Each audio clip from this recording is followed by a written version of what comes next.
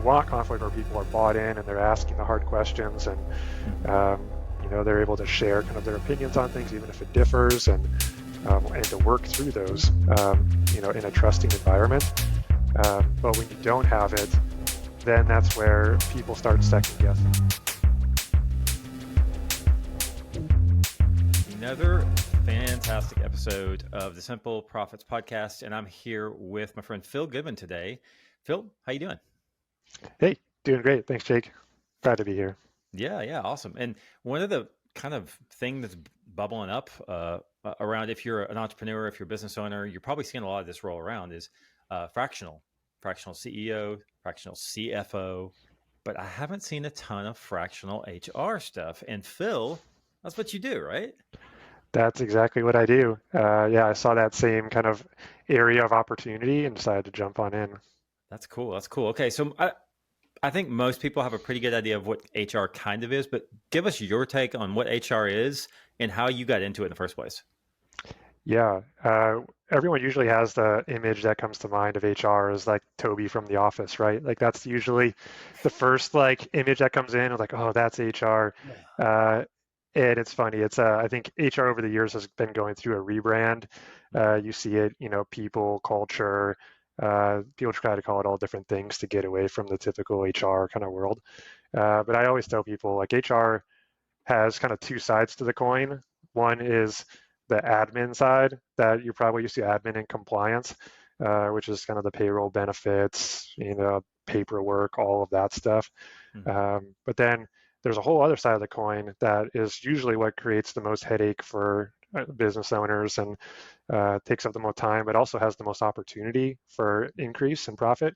Mm-hmm. And that's really the HR strategy and the talent strategy and employee relations, the culture, kind of the softer kind of area, leadership development.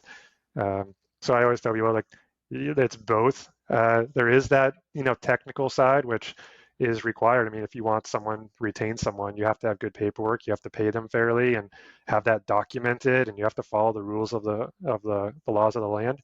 But then there's the other side is like, all right, how do we attract great talent? How do we retain them, and how do we invest in them and grow them? And that's different uh, than the admin side. For sure, for sure. That's a great overview.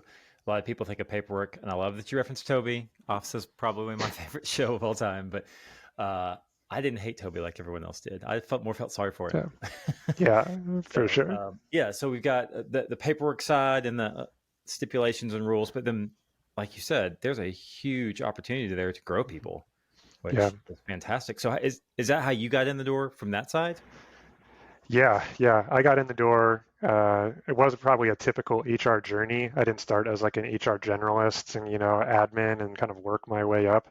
I started kind of on the operation side, working at a franchise corporation and being in charge of their whole like day-to-day operations.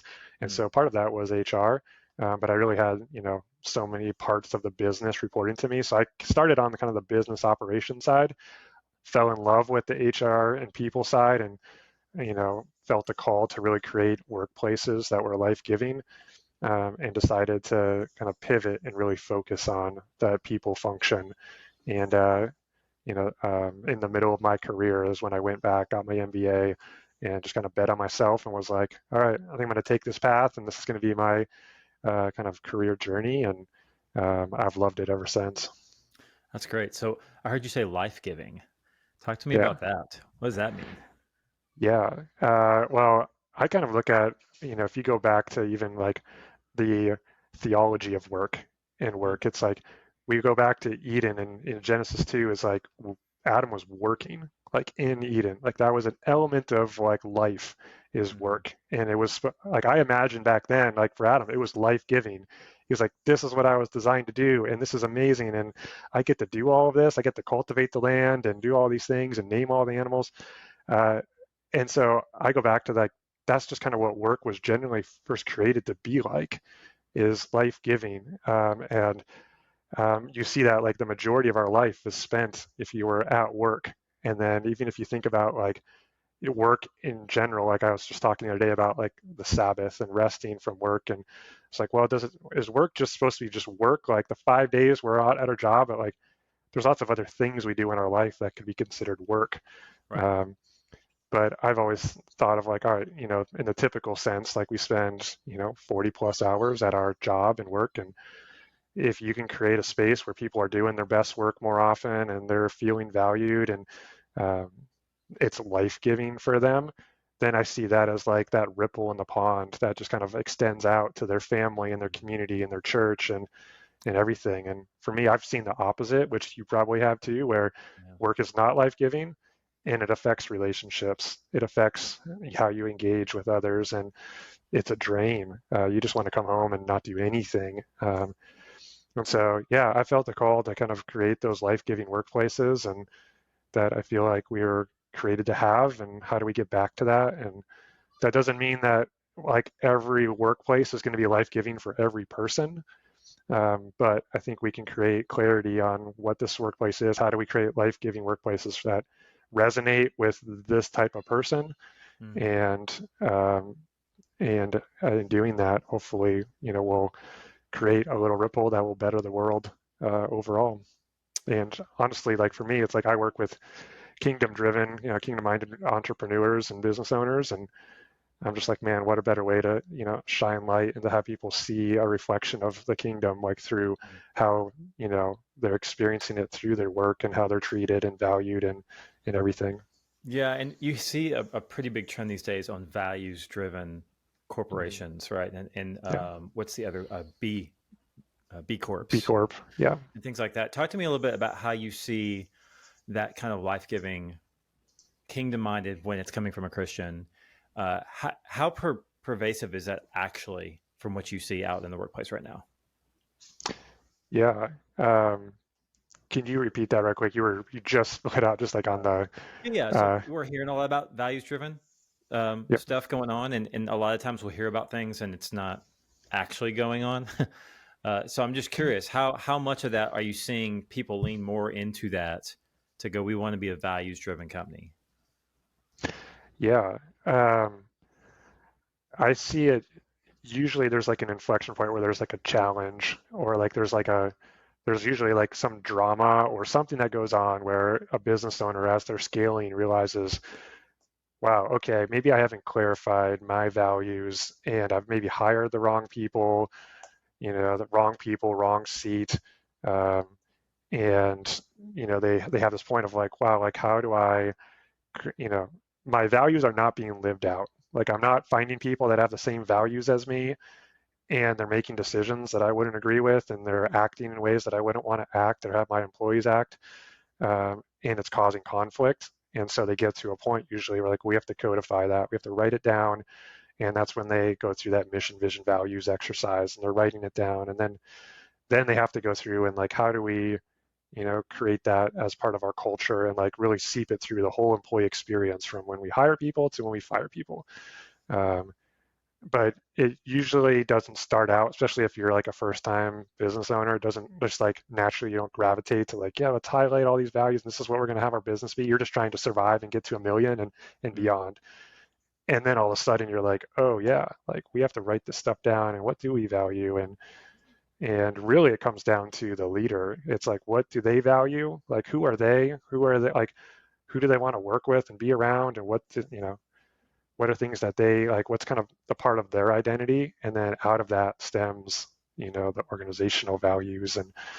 And when you provide clarity in that, like that's one of the biggest rules for leaders, clarity for their employees. And when you provide clarity on the values and what you stand by, and you've seen a lot these days, like even going further to clarify what they're for or not for, Mm-hmm. um, that helps people either opt in or opt out.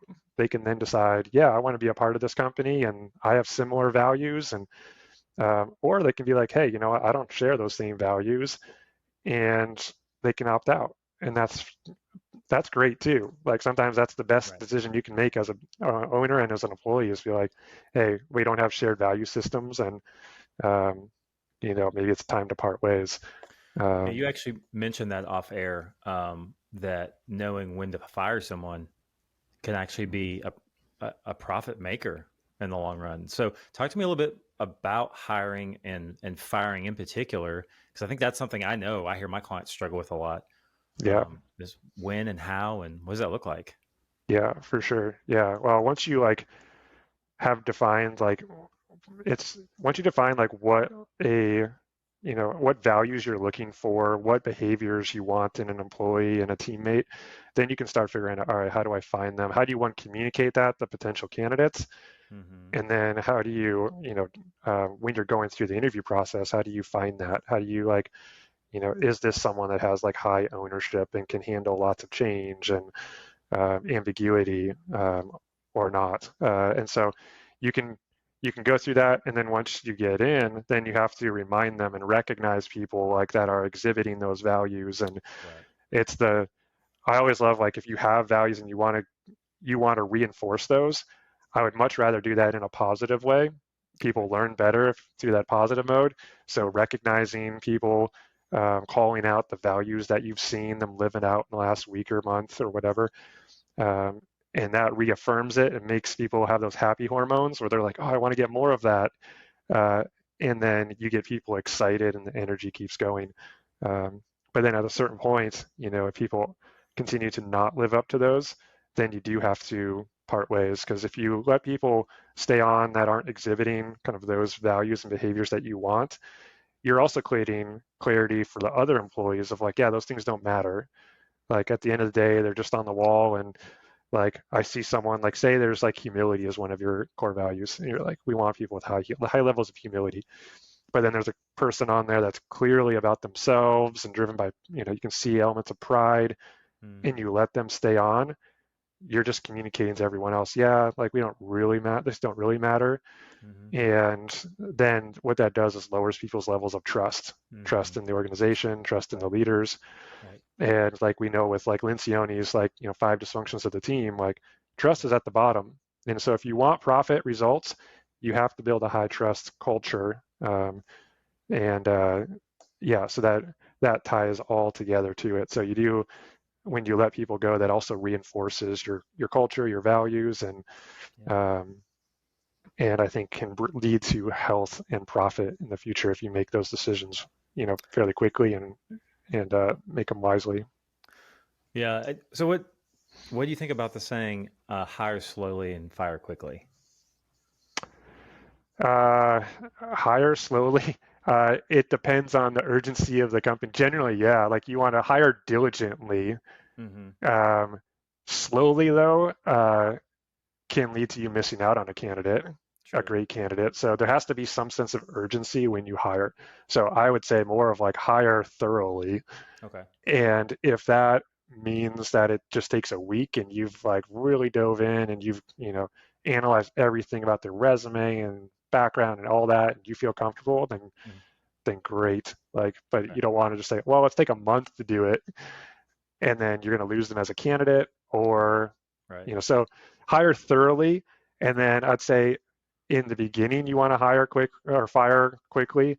Um, it depends though, like later there can be a risk if you hire someone or fire someone quickly and say they're in a protected class Mm. and they didn't have, you didn't follow your discipline policy. You didn't give them a chance to, correct whatever behaviors you're seeing and coach them and try to, really, give them a plan like we'd want to have a plan if it was us. Then that's where you can get into a sticky situation legally because then they leave bitter and angry, and uh, then that's when people are more likely to sue a company and say, hey, like I was, fired, because of this and I was wrong and now I'm coming after you. Um, so, but there are reasons like in the beginning, the first 90 days is when I'm like, yeah, Right. like move on. If there's already clear things of like, yeah, this is not going to work out, Yeah. that's when I would say move on as quick as possible in the first 90 days.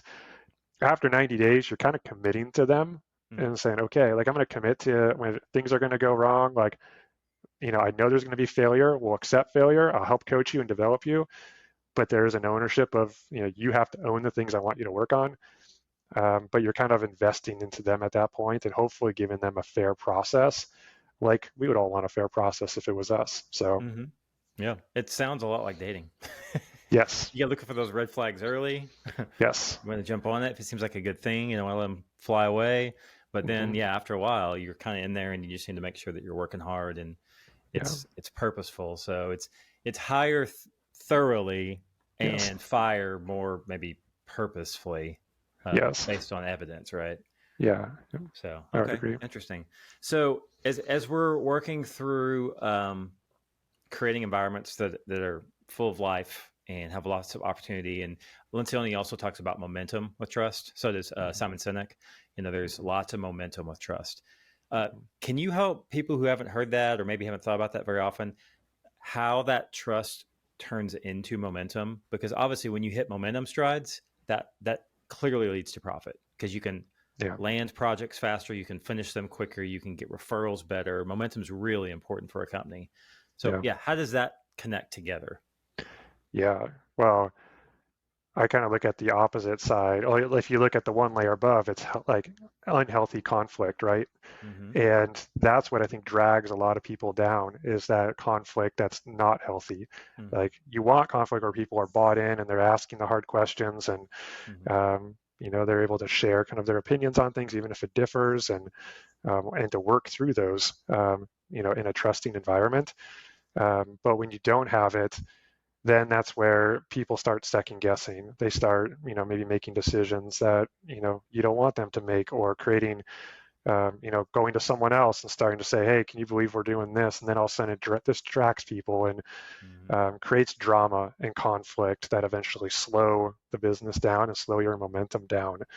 Um, and so that is, I think that's where I see it often is um, there's not trust and it slowly just keeps going like dwindling down and down and then that person leaves and the momentum you had like this is with a client right now I'm working through like they've had a few people left and because of trust issues like they didn't trust the company and their managers and direction and they left and now there's a big hole and so now instead of working on the business these leaders are trying to hire for this position go through the interview process when they're like we have all these projects and we can't work on these projects Right. these deliverables now like we have to get someone hired so now we're taking away from that and then we're going to have to onboard them and train them and that's just brutal Yeah.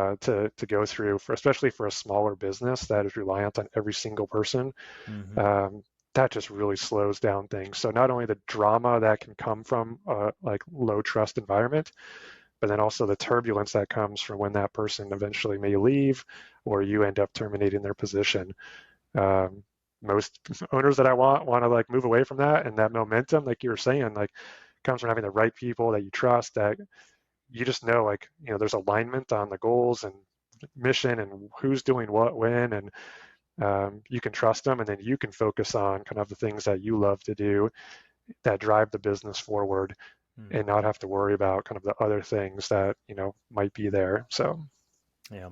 Yeah. That's good. That's good. So we talked also a little bit about potentially there are areas that people don't connect HR and profit at all. They just think mhm, that's just a different department. Is there yeah. anything in particular that you feel like most people miss when it comes to that? Yeah, well, I tell people, I'm like, look at your budget. Like, if you have employees, look at your budget and what is the largest line item on your budget? Mm, And chances are it's payroll, mm, right? It's yep. your people. Like for the majority of companies, it's that like for usually between 60 to 70%, like somewhere in there, it's average. Um, and so I just look at, man, like if you are not maximizing that resource, if one, like you've hired people that you don't need to, you've overhired, Hmm. or even if you've underhired and you're not performing, you aren't able to capitalize on the opportunities and the leads that you have, Hmm. um, then that's a huge issue, and that can really constrain like your profit and your velocity. And so I always look at like like if you want to look at how to drive profit, like look at your people, and one like do you know that they're performing at their highest? Like if we had a piece of machinery that cost $100,000 like we would have a mechanic, we'd have service, we would be like, hey, is that thing tuned in? Is it oiled? Is it ready to go? It's like, is it performing at its peak? Are we getting the most like out of that as we can? Yep. With our people, a lot of especially small businesses like aren't measuring performance at all. Like they hire people and they're like, well, as long as they're not an issue, just and they show up and they do that, it's great. But I feel like, even in looking at like the parable of the talents, right? It's God gives us like these, resources to steward well, Yeah. and not just to, get the same in kind of the basic, the minimum, but actually to get a greater return off of that. Right. And so I'm always like, how do you look at that line on your payroll and how do you invest into that? How do you, it could be making sure you've got the right head count, like the right, people in the right seats, but then it's how do you, fuel those people? And in fueling them, like they're going to thrive. Like I naturally gravitate, and like my initial belief is that people generally want to do their best work more often. Yep. And so you're like, okay, well, how do we open that up? And if we can open up that at a greater capacity, they will bring in more revenue. They'll be performing at a higher level. They will go above and beyond those couple of weeks where you've got crunch time and like you need to get this deliverable across the finish line. They're willing to do that. They'll go above and beyond for you during that time, uh, and that then will continue to drive revenue, and they'll be having an ownership mentality. They'll be looking at their costs and what they're spending and where things are going, and they'll want to make the best decisions because of that. And so I'm always like, yeah, look at your largest line item in your budget, and then how do you maximize that, making sure that you're good stewards and that it's really fueling your business at the highest capacity that it can. Um, and yeah, so I think people miss that at times. They just see payroll and like, okay, well, we need people because they need us to do the job. But then they might miss like the full potential of that Mm-hmm. and not steward it as, I believe that like they're called to. So I think instinctually, subconsciously, leaders know that people need to be performing well for everyone to hit their goals, right? But it's almost like one of those things that you just check the box and go, "Yep, we need to do that," and then it Mhm. becomes so far down the line that people Yeah. at least consistently work on that. Is there a particular, because there's a ton of these, right? You mentioned Lencioni already.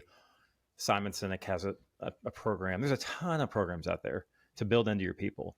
If you were to recommend something that you like working with, a framework, if it's your own, if it's somebody else's, where's some place they can start so that they can have a place to go to know I'm actually doing something about this? Yeah. I mean, oftentimes when I'm talking with small businesses, it's really pretty simple. Like it's just one, are you meeting with your employees on a regular basis? Yeah. Like there's just like simplicity that so many just even larger medium-sized businesses are missing out on. Yep. It's, are you meeting with them? Are like, if you have managers, like are they setting goals? Like we are very goal driven, and are they setting goals? Are they coaching them? Are they holding them accountable? And so I just am like, all right, are you having regular meetings, one-on-ones? Like, at minimum, I'm like, meet with them 15 minutes a week, and then 30 or 45 minutes, hour once a month, like at minimum. Like some, depending on the levels, can be different. Yep. Some have more frequent 1 hour one-on-ones, but that's just like meet with your employees, have that be their time, and develop them. Like your job as a manager, if you have people reporting to you, your job number one is to coach, is to drive performance in your employees. Yeah. And so doing that, you have to have those regular meetings where you're talking about their performance, you're developing them, and you're wanting them to improve. And then I always am like, you have to have a way to measure that. Like, are you making a difference? Are they actually there? And like, how is your performance management program operating? Is it getting the results, to giving you the data and the info that you need to make course corrections? Do you have one? If not, like implement one. Like you need to be tracking, the performance, not only so you can manage people out, but then that's how you make compensation decisions and Mm-hmm. everything else. But ultimately, it drives the performance of the whole corporation. So there's so many frameworks out there of goal setting, um, how to manage people. But a lot of times I'm just like, are you meeting with your people? And are you tracking their performance in any way? Are you doing any performance management, program um, going through? So a lot of managers though struggle with the coaching element, and so and a lot of it comes down to, I would say, really just having a growth conversation and embracing conflict and stepping into healthy conflict. and giving feedback. And so if there's anything I would say for managers, it's refine your skills in giving feedback. Um, and there's lots of different books on feedback, and there's the Radical Candors of the world, and then there's other. I think Marcus Buckingham had a whole element on feedback and how we receive feedback and how to do that.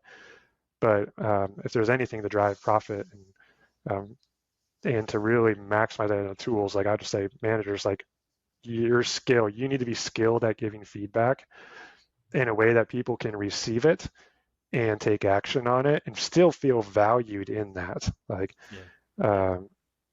and that is going to help you. But so many leaders are afraid of giving feedback. Like it just is, they see things, they know that employee is probably underperforming, or they see things they could work on, but they just can't get to like say it. Or if they do say it, it ends up being a toxic situation, or they just can't say it effectively.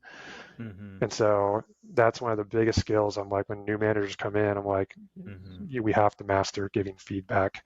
And that will, I think, all the other things come, and there's lots of frameworks and goal setting frameworks and other things you can use, but pick a tool, master it, make it become a habit of yours, and ingrain it in your team meetings, your culture. And but yeah, some people just don't pick one and they read a book and then they move on, but like pick one, use it, and master giving feedback.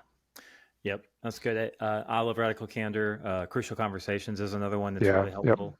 And so it just go pick those books up if you haven't, and read through those. Yeah. And then practice it too. Some people read it, but then you got to actually you have to step in there, and I would say find someone you can practice it with. Like your spouse is a great person to practice it with. Your kids. But kids, I've taught my kids a model that I use, and so they know, I think they can probably cue in, or oh, dad's probably using this right now. But I'm teaching them how to identify kind of what's going on in their head and their feelings, what they want, and all of that. And so, it's helpful, but you have to practice it and take it with a team, a mentor or a coach, and actually go through and say kind of the dialogue and practice the tool. Yeah. And so I was actually, the last question we normally end with, but you've kind of answered it. So just refine this if you want to, is if you could leave people, managers, HR people, with one task they could go do this week to create more momentum in their business. You just named a good one, which is, if you haven't picked a framework, pick it and then practice it consistently, right? But is there anything else, or you want to expand on that? Yeah. I would say, if you don't have, again, it kind of comes back to the one-on-one meetings. If you don't have those right now, get them on your schedule. Look at how many people are reporting, get them on, and create a document, the template that you can consistently use, and you can consistently go to and find value in whatever template. There's tons of one-on-one templates out there. Pick one, use it. And if you're the business owner or high up, I would say same thing, and then drive those goals. Have those and review. If you have a manager who's managing managers, review everyone underneath you. Do you have this? Do you have clear goals? Are you talking to your employees? So that's such a critical piece that I would say, refine that. If today, focus on that.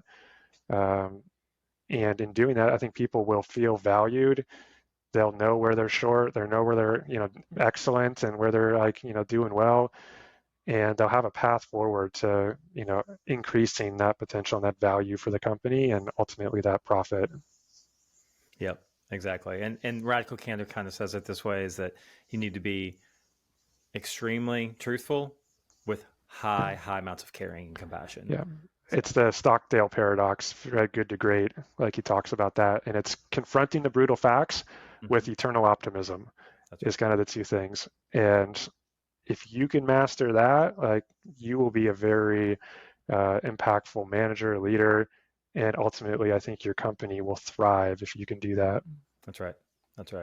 Cool. Well, Phil, thanks so much for sharing all that stuff with us. It's always good to hear about how to treat people, because that always pays dividends in so many ways. So if people want to find you, want to come check you out, want to hire you, want to follow you around on social media, where should they go? Yeah, go over to my website. It's www.talentrealized.co. And be happy to do a HR strategy call for people that want to just talk about an issue they have, a headache, a drama, anything, just to get an initial conversation.